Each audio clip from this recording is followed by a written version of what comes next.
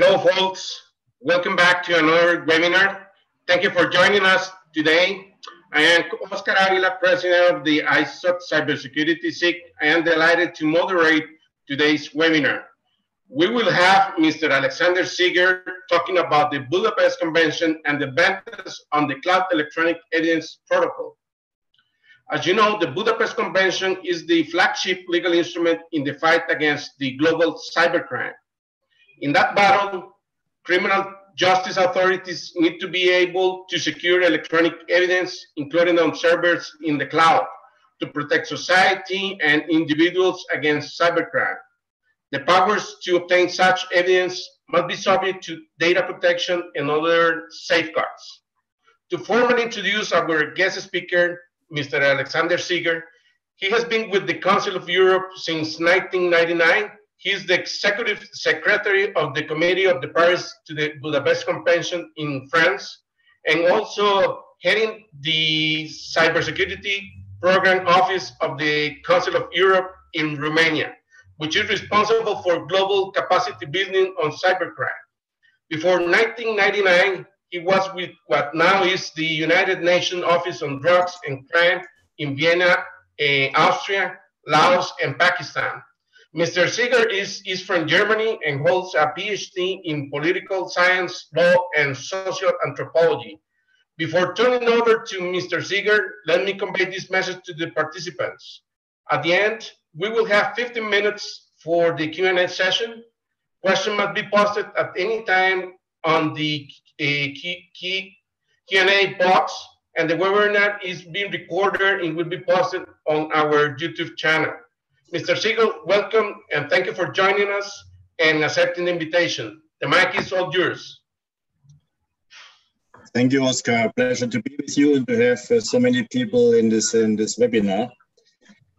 What I propose to do over the next 30 or 40 minutes is to explain what Council of Europe is doing regarding evidence in the cloud in the context of the Budapest Convention on cybercrime. And I will first explain a bit of background to all of this work, the background to this focus on cloud evidence, and then the work underway, including the latest developments, namely that the work, an additional protocol to the Budapest Convention has started 6 weeks ago.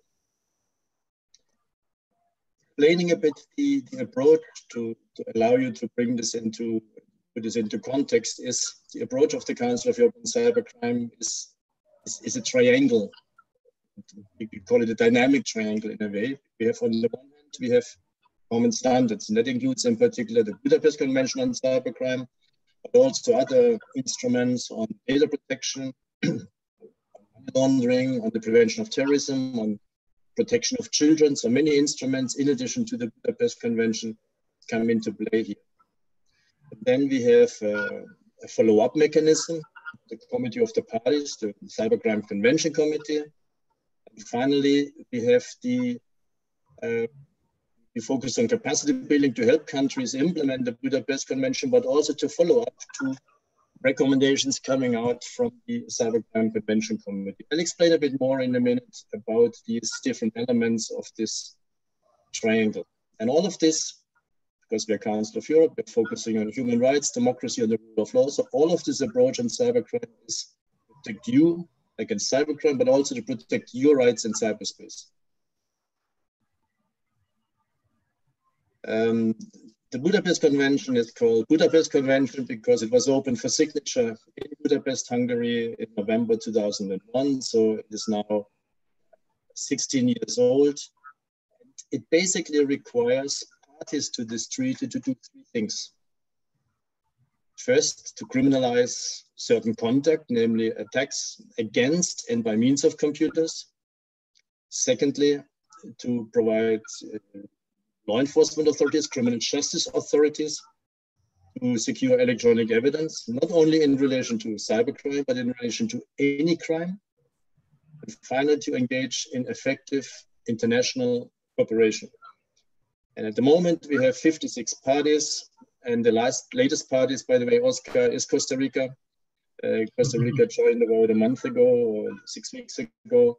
And we have another 14 states that have signed and been invited to exceed, and that includes also Julio's country, Argentina, and a number of other countries from Latin America. Explaining a little bit more about the scope and content of the convention, of the Budapest Convention. So criminalizing contact is the first component. That's Articles 2 to 11. There you have a combination of offenses against computers. That includes illegal access, somebody's hacking into a computer. It includes illegal interception, somebody is intercepting your communications, somebody's intercepting is keylocking you, for example. Data interference, that includes all sorts of malware that will somehow change your data, delete your data, and so forth. System interference, that may include denial of service attacks, it's to hinder the functioning of a system. And then we have a very interesting provision, namely the misuse of devices. That includes also the production, dissemination, and making available of hacking tools and other tools to commit cybercrime. It's in a way a preparatory offense for committing cybercrime. And then we have a number of offenses committed by means of computers, where the nature of the offense changes because computers are involved. That includes computer-related forgery and fraud. So a phishing website would fall under forgery. And fraud is not just any fraud. It is specifically fraud where you're deceiving not the mind of a person, as in real-world fraud, but where you basically deceive a computer system. So a typical man-in-the-middle attack would be a type of computer-related fraud as defined by the Budapest Convention. To give you an example, when Germany ratified the Budapest Convention about 8 years ago, they criminalized for the first time computer-related fraud. And that is now the main category of cybercrime in Germany. They have about 25 to 30,000 offenses recorded every year just on computer-related fraud. And then there is the offense of child pornography. Of course, child pornography existed also before computers existed, but the scope has changed dramatically through the use of computers. There are a number of sub-offenses there that where countries also can make reservations. For example, you also, under Article 9 Budapest Convention, you should criminalize the realistic images, which means morphed images of a child, where you don't have a real victim, but you have a morphed image there. It can also be criminalized, although countries make exceptions there. So Article 9 is a very detailed provision with lots of nuances in there. And then the Article 10, that sometimes, in particular in Latin America, creates some misunderstandings. That's Article 10 on intellectual property right related offenses. The Budapest Convention does not require criminalization of individuals downloading a video or anything like that. It's about criminalizing IPR offenses that are criminalized in real life, also if they're committed by computer systems on a commercial scale, right? So this is not overreach as is maintained by sometimes by some people in Latin America in particular. So this is the substantive criminal law, criminalizing contact. If you look around, the type of cybercrimes you face today, people would say, convention 16 years old, cybercrime has changed a lot.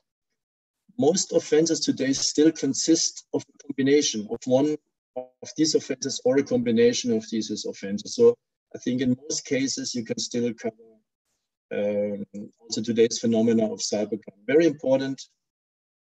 It does the Budapest Convention does not talk about viruses or phishing or anything. It doesn't use technical terms like that. It doesn't talk about botnets or anything like this.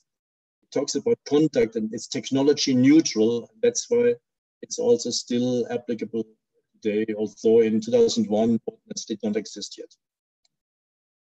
The second component of the convention is the procedural tools, and these are maybe the most valuable provisions of the convention. It includes things like provisions like expedited preservation of data, which means that if your law enforcement is carrying out an investigation and believe that a person, that can also be a service provider, has certain data, can ask the service provider, preserve this data.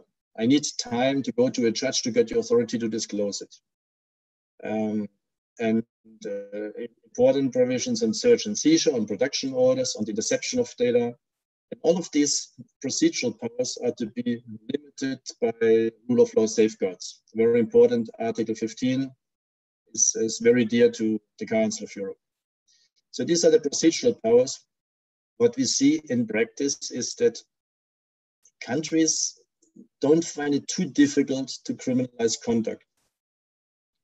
They find it more difficult to adopt procedural powers because whenever you give powers to law enforcement, people get nervous. And of course, civil society, rightly so, criticizes and looks very carefully what type of powers police get. But let's keep in mind, the Budapest Convention is a criminal justice instrument. It's about specific investigations. So law enforcement is carrying, there's a crime, investigation is started, data is needed, that's when these powers kick in. It's not an instrument of mass surveillance. It is not about bulk collection of data. It's about specific criminal investigations and specified data that is needed for such an investigation as evidence. Very important. And then the final component, the third component of this convention is about international cooperation. It has standard provisions there on extradition, on mutual legal assistance, but also specific provisions, including, for example, expedited preservation. I mentioned it before under domestic tools. Very often the data you need is held by a service provider in another jurisdiction. You should also be able to have your authorities ask the authorities in the other country to ask the service providers to preserve the data, to give you time for a mutual legal assistance request or whatever is necessary to then obtain the data. And in order to make this system function, to know who to ask in the other country to ask the service provider to preserve, there is a 24/7 network of contact points. Okay, so this is in short the scope of the Budapest Convention, the three components. This is what governments have to do. So I would like to underline it. When governments sign up to this convention, it's not to sign up to a nice treaty, to have some pictures taken, but they also have to transpose this into domestic law. And that sometimes can take time. That's why it took Costa Rica, I think it was exactly 10 years to complete the process. There's lots of politicking involved. It was also some other countries take quite a long time to complete this process. We need parties that have these provisions available in the domestic law. Okay, so far so clear, scope of the Budapest Convention. The reach of this treaty, and the Council of Europe, by the way, we are not the European Union, we are the Council of Europe, we have 47 member states. And the Budapest Convention, however, goes far beyond the member states. It was designed from the beginning to be an instrument open to any country that is prepared to engage in cooperation. So from the beginning, we had Canada, Japan, South Africa, United States participating in the negotiation of this treaty. And it's also open to any further country that is again prepared to cooperate. So for the moment, we have 56 parties, mostly in Europe, but also from Latin America. We have Panama, Dominican Republic, and Costa Rica. We have a number of other states, Argentina, Colombia, Paraguay, Peru, Mexico, from the Latin American region that have been invited to accede, but the accession process is still underway. I think this week Paraguay passed the necessary laws to accede, so hopefully within the coming weeks get an accession request. In Colombia, the law is in Congress, the accession act is in Congress. In Argentina, hopefully this week, final steps will be taken to allow Argentina also to join. and so on. But we also have Sri Lanka as a party, we have Mauritius as a party, Senegal as a party, Tonga in the Pacific became a party recently. So 56 parties, another 14 states that have signed it or that have been invited to accede. So we have 70 states that are either parties or that are committed to become parties. But when you look around the world, you realize that another 70 or more countries have also adopted legislation following the Budapest Convention, either fully or at least partially. So in a way, the Budapest Convention is the normative standard worldwide for dealing with cybercrime as a matter of criminal justice. Okay, so reach of the Budapest Convention, lots of dots, and hopefully we will get lots of more dark blue dots in the future. The reason why the Budapest Convention has this reach and why it's also working quite effectively between the parties is that it's also backed up by capacity building programs. It's very important. For example, we're now that Costa Rica is a party, we're now discussing how to engage and support training in Costa Rica, how to provide further support there. In 2013, the decision was made by the Council of Europe to do more capacity building. And a specific program office was set up in Bucharest, Romania. So we have the Budapest Convention, but we have an office in Bucharest, sometimes confusing. And there are various reasons for that. But in particular, the government of Romania offered such an office, so offered to make it available. So we now have about 20, 21, 22 people working in Bucharest. And from there, we help any country around the world in strengthening legislation, we do training of police officers, we develop training programs for prosecutors and judges. And we also support public-private cooperation and international cooperation. This training is extremely important to deal with cybercrime, but also to maintain the rule of law and human rights, to meet human rights requirements. Because we're not talking about only cybercrime, but about electronic evidence. If I asked several times in meetings over the last year, can anybody give me any type of crime where you would not have electronic evidence involved? Nobody could give me any. I had an interesting discussion in India about a year or 1.5 years ago, when the authorities told me, okay, we have in India, in 2015, we had whatever, 7-point-something million crimes recorded.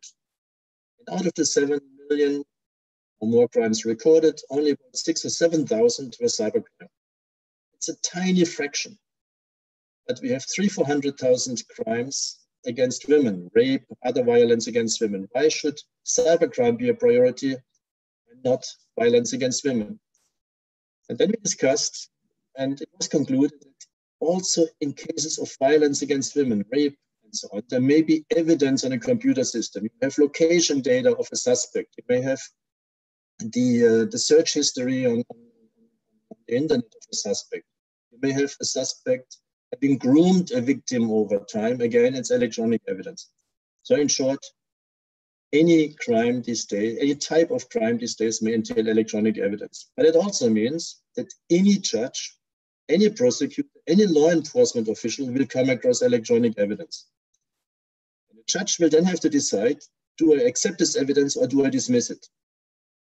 Because it's also to protect the rights of the defendant.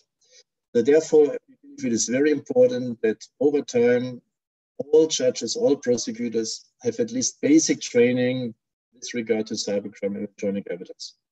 And we're supporting this in many countries around the world, in particular in those countries that are committed to join and implement the Budapest Convention. So this is why we have this Cybercrime Program Office, and we're also encouraging other organizations to extend and enlarge their capacity building programs on cybercrime. And quite often we work, for example, with the Organization of American States. We recently concluded an agreement with the African Union Commission that we will cooperate with them, and so forth. Now, remember the triangle I gave you in the beginning? Common standards, capacity building. But the third element of this triangle is the Cybercrime Convention Committee. That represents the parties to the Budapest Convention. So they will meet again in 2 weeks here in Strasbourg. 56 members, the parties to the convention will be represented there. The 14 states invited to accede, or the signatories will be invited as observers. And we have another 12 organizations that also join as observers. So the Organization of American States will be there, Interpol will be there, UNIC will be there, and others. And the functions of this committee are to review or assess how the parties are implementing this treaty.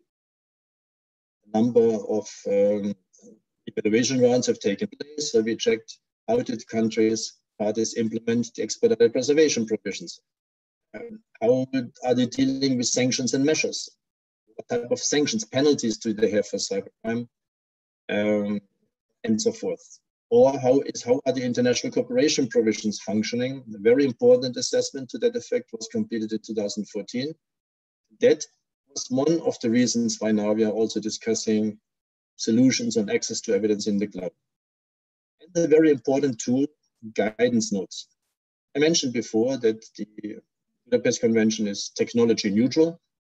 You don't see anything about botnets. The term botnet doesn't appear.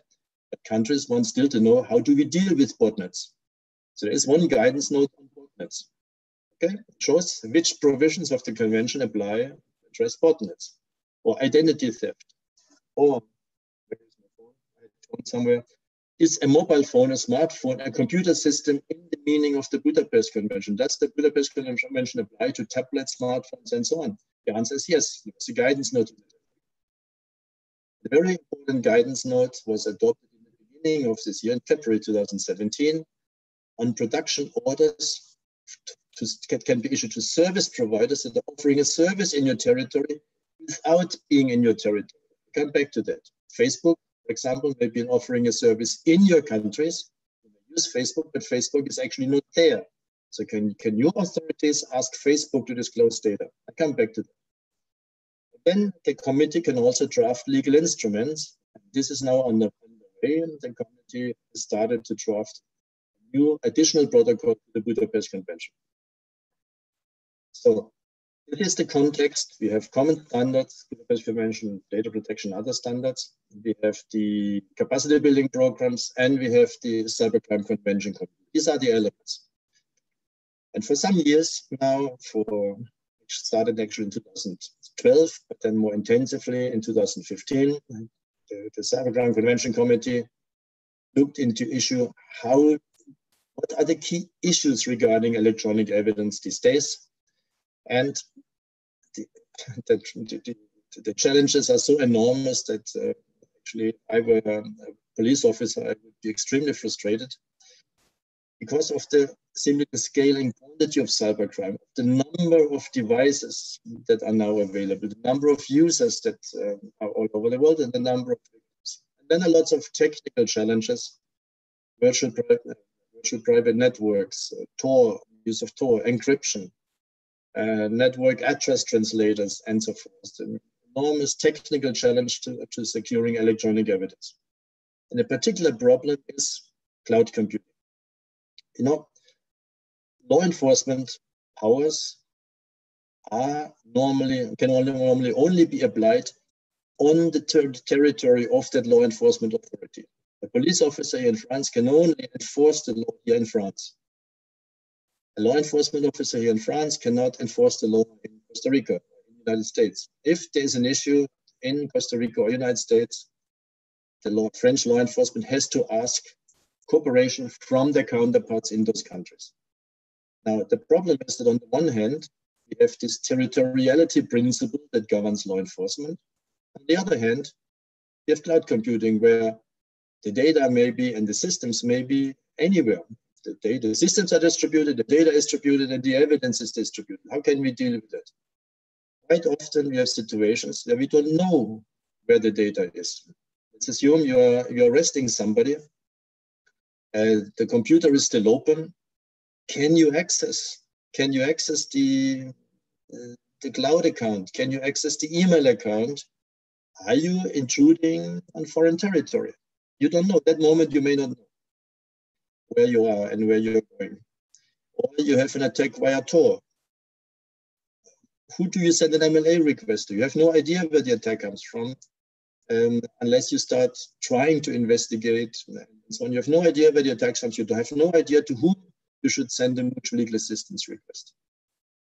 Then there are many other issues that you may not have just one service providers, but you may have several types of sub-service providers. You may have a fragmentation there, different layers of service providers. You don't need to know to whom to go to ask for the preservation or for the production of data.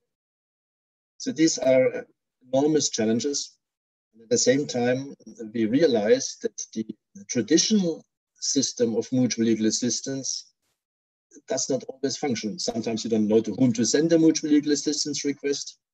Even if you know to whom to send it, it may sometimes take 6 years, 6 months or more. I visited, I will not tell you which country of Latin America some years ago, and they told me they now have just responded to a request for data from a European countries. And I looked at the dates, they responded after 7 years. So this is not good enough when it comes to electronic evidence, very volatile. We have to find solutions to that. Because we have to realize that if we don't have data, we don't have evidence, and if we don't have evidence, we don't have justice. Then if we have no justice, we have a big issue regarding the positive obligations that governments have to ensure the rule of law in cyberspace. So looking at all of these challenges over the past few years, the Cybercrime Committee identified a few specific issues that should be addressed. We cannot solve all the problems at once, but there are some issues that we can address. And if we can define them very clearly, we can also find clear solutions to those. One important issue is we need to differentiate the type of data that is to be secured. Because different types of data have different levels of protections, different levels of thresholds, different levels of sensitivity from a privacy perspective. Content data is more sensitive than traffic data, and traffic data is again more sensitive than subscriber information. Subscriber information means who does this social media account belong to? Who does this email account belong to? Who used this internet protocol address at a certain moment in time, and so forth. That's subscriber information. Subscriber information is the data most often needed by law enforcement. If you don't have subscriber information, you don't know where to start. You don't know whether it makes sense to pursue a certain investigation. And very often you need subscriber information to motivate a more complicated mutual legal assistance request for content. This is one issue that we need to do, differentiate it. The second issue is the limited effectiveness of mutual legal assistance that I just mentioned. If it takes months or sometimes years to get a response, that cannot work. And then we have the issue of the loss of location, or to be more precise, the loss of knowledge of location. As I mentioned before, you have an investigation, system is open. Where is the data? Do you know where the data is? Tor attack, where does it come from? From what location? We have also situations, and I give you this example. Facebook has a server park of more than 140,000 servers in the north of Sweden, in a town called Luleå. So a prosecutor in Sweden may actually see, in Luleå, may actually see the server park. I've not been there, I don't know whether it can physically be seen, but let's assume the prosecutor can even see the server park. If that prosecutor wants data from Facebook, it doesn't help him that the 140,000 servers are in front of his nose. Still has to send a request to Ireland for subscriber information, and still has to send a mutual legal assistance request to the United States for content.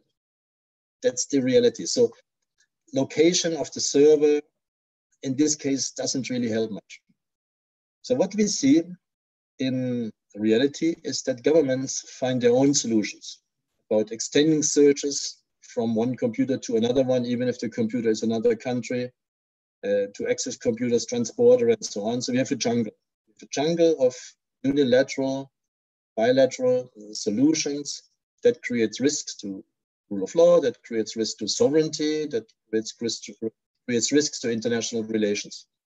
We have to address it.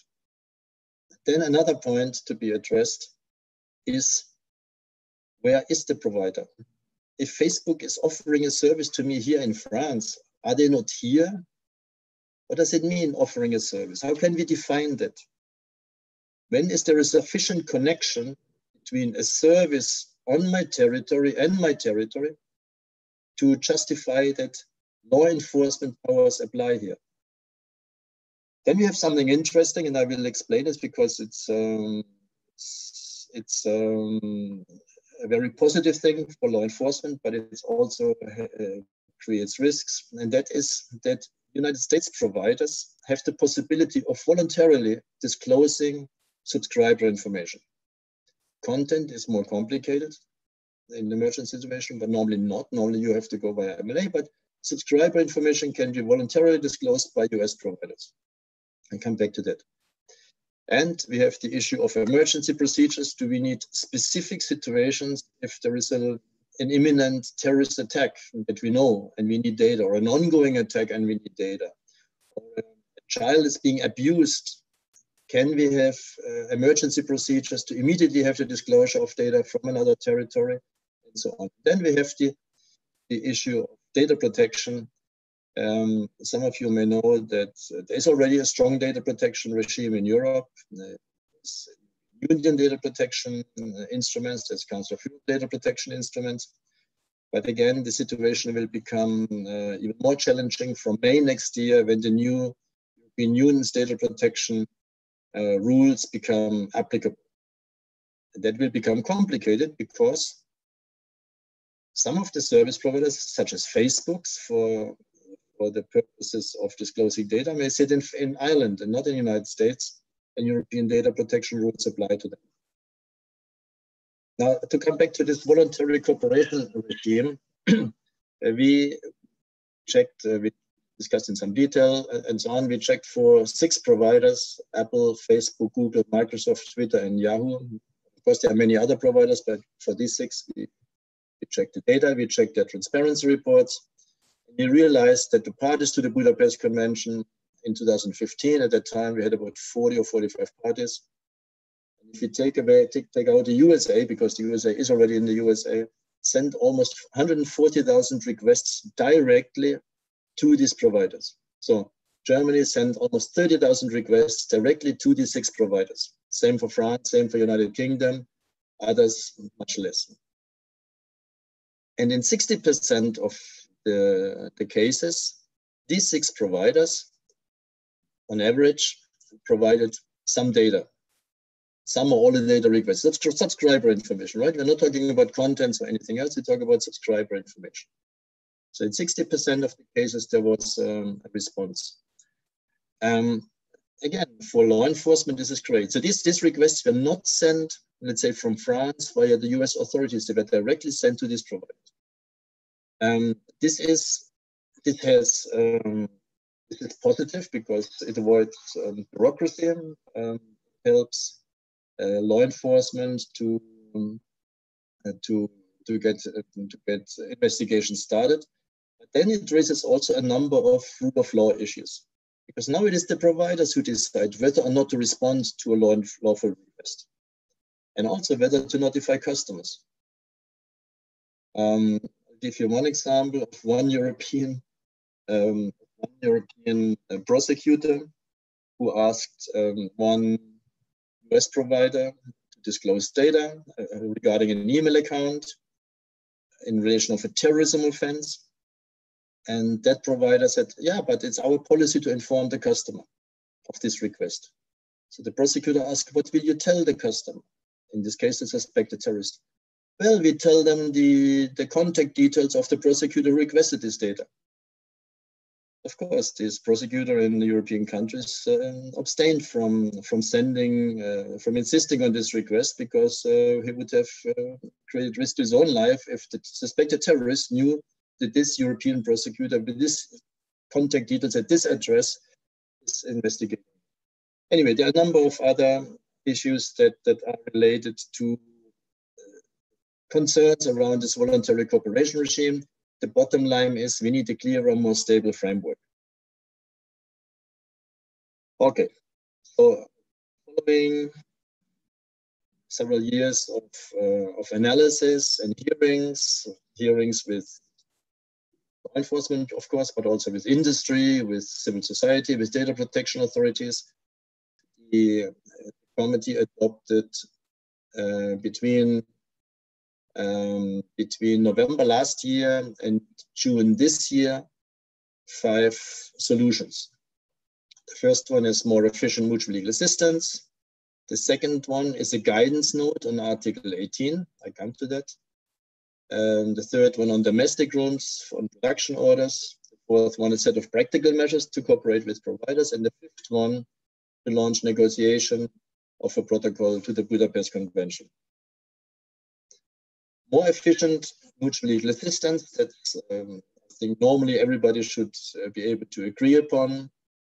There are a number of sub-recommendations that are already available, namely that more resources and training are needed, that it should be possible to transmit MLA requests, mutual legal assistance requests electronically, that procedures need to be streamlined, and so on. But we are also discussing now very practical emergency procedures. Can we adopt specific procedures for the disclosure of any type of data in emergency situations?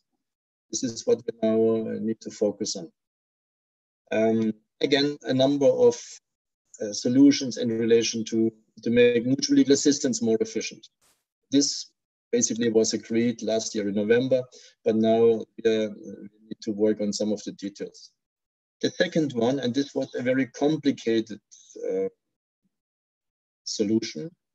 It took us quite a while to reach agreement on the guidance note on Article 18. Article 18, Budapest Convention, is about production orders. And there are two situations. One situation is that a domestic production order, if a provider is already in the territory of a party. So if I'm here in France, if Orange is a French provider, is in my party, I should be able, French law enforcement should be able to ask Orange or another domestic provider to disclose data if ordered by a judge or whatever is needed under French law. Even if the data is not stored in France, okay? If the provider is here, the data has to be produced wherever the data is stored. That's Article 18(1)(a). That one was not so difficult to reach agreement upon. The second one, somebody has raised their hand. You have to answer questions now. No, sir, the question will be addressed at the end. Okay, yeah. Thank you. Mm-hmm. Article 18(1)(b) was more complicated because it says that your police authority should be able to ask a service provider to hand over subscriber information, even if the service provider is not in the territory of law enforcement. So that was a bit more difficult to reach agreement upon. The guidance note, you can read it, it's online somewhere. There's all sorts of nuances, but it's important that this guidance note was adopted. Does not solve all the problems because it doesn't say how you can enforce it if the provider does not choose to disclose data. But the principle has been now established. So we are shaking a little bit, moving a little bit further this principle of territoriality in this particular situation. It was difficult to negotiate, but we succeeded in February this year. And then, of course, we have another one, which is that Article 18 Budapest Convention should be properly implemented at domestic levels. Because what we often have is that governments or authorities use general search and seizure provisions to have to ask for the disclosure of data rather than to have a production order. It's very important because a production order, somebody give me the data. So the risks is limited. You don't search and find all sorts of other data that are not related to the investigation. You ask a provider to give you specific data. So it's a less intrusive measure, but it should be clearly regulated. And the fourth solution was that we need some practical cooperation with providers, and we already started. We have a number of capacity building programs where we bring law enforcement together with service providers to see how they can cooperate with each other. We're also encouraging memoranda of understandings are concluded in different countries and so on. So this is the practical measures was already agreed last year. Now we come to the protocol. As I said, the committee decided in June to start a negotiation of a protocol. The work started in September, and we will have another meeting, the next meeting, and from 27 to 29 of November here in Strasbourg. So there are 4 components to be included in this protocol. At the end, there may be more, there may be less, but for the moment, we are pursuing 4 components. The first one is more efficient mutual legal assistance, including simplified mutual legal assistance for subscriber information. So ideally, it's a quasi-automated request for subscriber information, joint investigations, the possibility to hear witnesses, victims, suspects through audio-video hearings. That already exists as a principle in other international treaties, so we also want to make it available in the Budapest Convention. And emergency procedures, as I said before, that in very urgent cases, threats to life and limb, that there can be very quick procedures to have in a few hours data produced if necessary. The second component is a very complex one, because it's about direct cooperation with providers in other jurisdictions. As I said before, there's this voluntary cooperation regime that works with US providers to some extent, but in a rather unpredictable way. It doesn't work, for example, for European providers. So while Facebook can disclose data for the moment, we have to see about the future, for the moment it can still, a European provider cannot do the same upon request from a law enforcement authority of another country. So there's a sort of an uneven playing field, and we have to resolve that. So again, this second component, direct cooperation with providers in other jurisdictions, will be a complex one to negotiate. The third component is about transport access to data. I mentioned before, outside here in the park of Strasbourg, law enforcement arrests, let's say, a drug trafficker or a suspected drug trafficker. The system is open. Can law enforcement access the system? Or the person is searched and the password is under the keyboard. Can law enforcement use the password to access the accounts of this suspect, even if the accounts may be stored in another jurisdiction? And then one important point, what counts really? Do we say that the location of the data or the location of the server of the equipment is the decisive nexus? Or can we say the person in possession or control of the data, that is the important nexus? So if a suspect is in my jurisdiction, should I not be able then to search the computer, including the accounts of the suspect, or what? So this is, again, a very complicated one. Many countries fear that this will open the door for access by foreign law enforcement on computers in their own territory. So we need to establish lots of safeguards if we can move ahead at all with this issue on transport access to data. But on the other hand, all sorts of law enforcement do this already. So it may be better to create a clearer framework for this, to say this is possible, this is not possible, rather than just ignore that there is already transporter access to data. That's why this is framed as framework and safeguards for existing practices of transporter access to data. And finally, very important, data protection. We have to make sure that whatever we propose, in particular, if we talk about transporter access to data, if we talk about direct cooperation with providers in other jurisdictions, need to make sure that data protection and other rule of law safeguards are put in place to prevent abuse.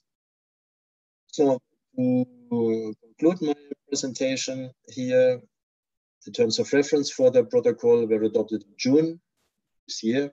Negotiations started in September, 6 weeks ago.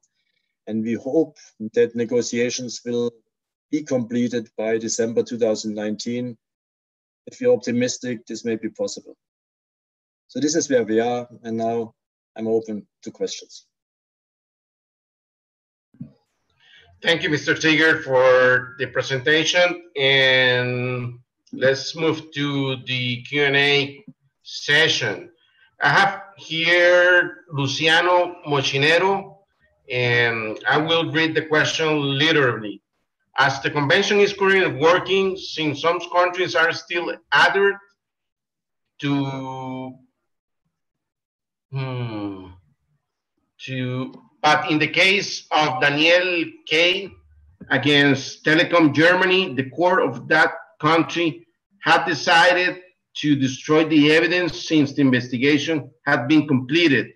But London requested that it should be that it should not do so, as this evidence was necessary to continue with a fact in that country. At first, the judge didn't want to change, but then said yes. Well, there is a general law that suggests collaboration, but local law sometimes contradicts. How do you expect to resolve these cases? That's a question from Luciano. Luciano, I'm not familiar with this particular case, but it would be unusual that evidence is destroyed if there is a request from another country. So there may have been some subtleties, some specificities here that I'm not familiar with, but normally if there is a request from one country to the other to keep the evidence, particularly if then reference is made to a treaty like the Budapest Convention, it is normally done. Again, there may have been some very specific issues here that I'm not aware of. Okay. Is there any time frame to keep the evidence in custody? When it comes to preservation requests, let's say, that you ask a provider in another country to preserve data to give you time for a mutual legal assistance request, it's normally 90 days. Okay? And it can be extended, but you need to send a follow-up request to say, please keep it for another 90 days. So that gives you 6 months. But even that sometimes may not be enough for all the paperwork in relation to mutual legal assistance requests. But in the Budapest Convention, 90 plus 90 days is specified. Okay, great. Okay, and okay, we have another question from Luciano. Are there any plans to work with OAS, Interpol, or other bodies to speed up cooperation between the accident countries or to join them? We have been working for several years with the Organization of American States, both with the REMCA working group, which is focusing on criminal justice matters. We have also had very good cooperation with the American Committee on Terrorism. We are organizing actually in 1 month, from the 5th to the 7th of December, together with the Organization of American States, a conference on cybercrime for all Latin American countries in the Dominican Republic, 5 to 7 of December. So we work a lot with the Organization of American States. And with Interpol, we also cooperate. First, they are an observer in the Cybercrime Convention Committee, but we also have an agreement with them that we do joint capacity building with them in different regions of the world. So we give them financing, and Interpol, then in cooperation with us, is providing training to law enforcement officers in Africa, in Asia, and increasingly now also in Latin America. Okay, great, thank you. And as you said, one of the challenging parts of this convention is the jurisdiction. So how in the future, how do you forecast, let's say, the cases to be resolved, and that's a case-by-case analysis. That's because we will have some questions about the location of the data, the nationality of the data owner. We will have the location of the data controller. So how can you forecast this topic, which is a challenging one? Well, it's an extremely challenging one. As I said, we have been studying this for some years, and therefore let's not underestimate the solutions that have now been proposed by the Cybercrime Convention Committee. I have been in lots of meetings on this topic over the years. The only concrete proposals on the table right now are these ones. There are lots of initiatives and discussions, but the concrete proposals are now here. So I foresee that if a solution at all can be found, it would have to be, for the moment, within the framework of the Budapest Convention. And I also see that many countries that may not have been very interested in the Budapest Convention before now are interested because this work has now started on the protocol. So the best bet is really this protocol. Okay, we are getting a question from Daniel Molina. I say hello to Daniel.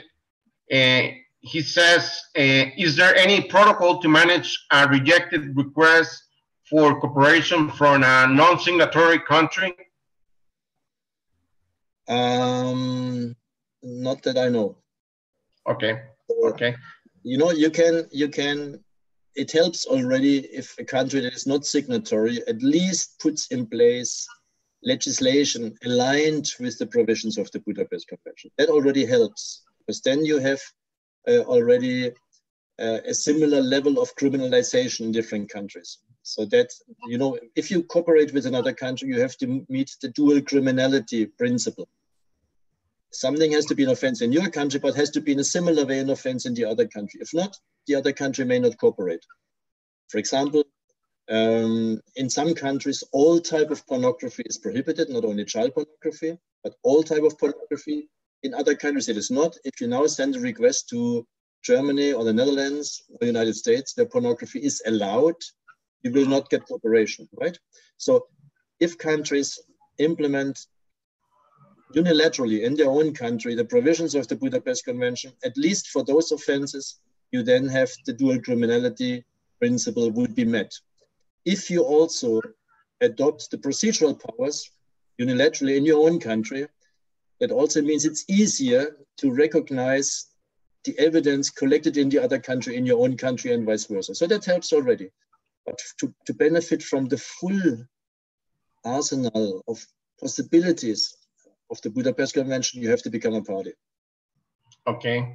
Also, we have Jaime Nunez asking, since Europe providers do not offer disclosure, won't that lead US providers to stop offering disclosure? Over time, the question may be raised. Why? You cannot, there needs to be some sort of reciprocity, you know. Over time, the question may indeed come up where providers may not cooperate. But the problem is, the short run, the problem is a different one. Namely that many providers, and I mentioned Facebook, for most Latin American countries, users have a contractual relation with Facebook in Ireland, not with Facebook in the US. And since they are sitting in Ireland, they're sitting in the European Union. So that means from May next year, the General Data Protection Regulation will enter into force. So Facebook may not be able anymore to disclose data in the same way as they have been disclosing it. The same may apply to other providers. So that's another example of how you have multinational service providers, you have globalized services, but it hits local laws, and we have to deal with it. Very complicated.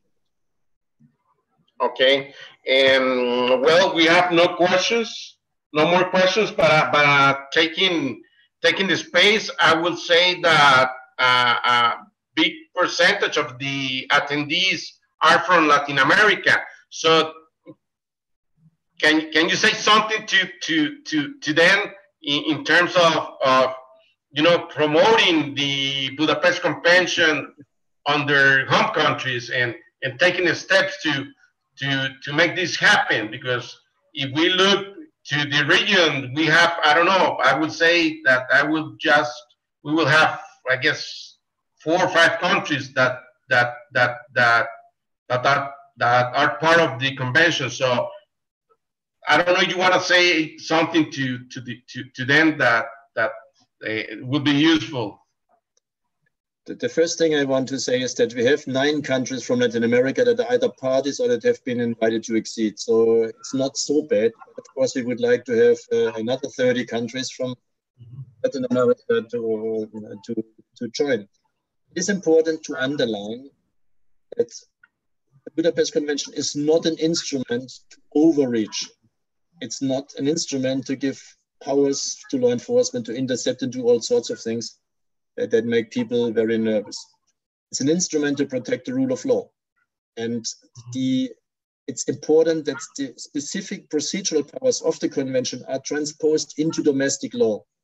It's better to do that than to have law enforcement use general powers to secure data. It's better to have powers clearly defined with the necessary safeguards in your procedural law, and then able to cooperate with other countries on that basis.